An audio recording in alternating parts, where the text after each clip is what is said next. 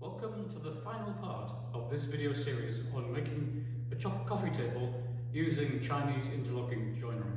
So this coffee table, I've made it over the last three parts. It's made with interlocking joinery. The parts of the table are not held together with any glue or screws or nails or any kind of metal fastenings. This table is 100% wood.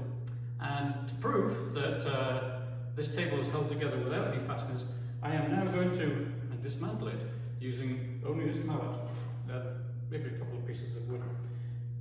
So yeah, let's get started with that. Before I go, let's just take, it takes my whole weight. I can jiggle about. It doesn't wobble or anything like that. It's really solid, it's really sturdy, in spite of having no glue holding it together. Yeah, let's take it apart.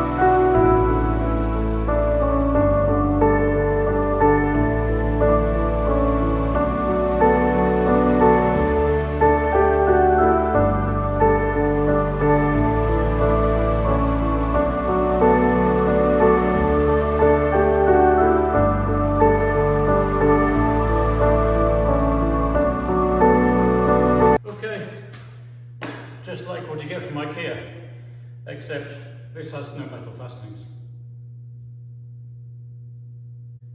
So now that I've dismantled the whole thing, it's just a pile of bits. What I'm going to do now is sand it, and I'm going to finish it with some Osmo, and then reassemble the whole table, all nicely polished and finished. And then I will show you what the table looks like in its final state at the end of this video. So as promised, here is the finished coffee table, all waxed and polished and in my living space. So I've gone from reading this book on Chinese domestic furniture. That's where I started from.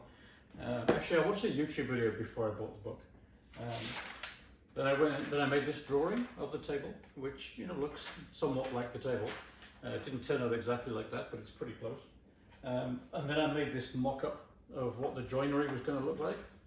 This is a very valuable step. I would totally encourage you to do that if you're going to try something you've never done before, to just do a little mock-up of it first. That was really educational. And then I've got to the final table. And I think it's taken me about 9 weeks. And I think over that 9 weeks I spent about 150 hours. If I was to make this table again, I could do it much better than I did this time.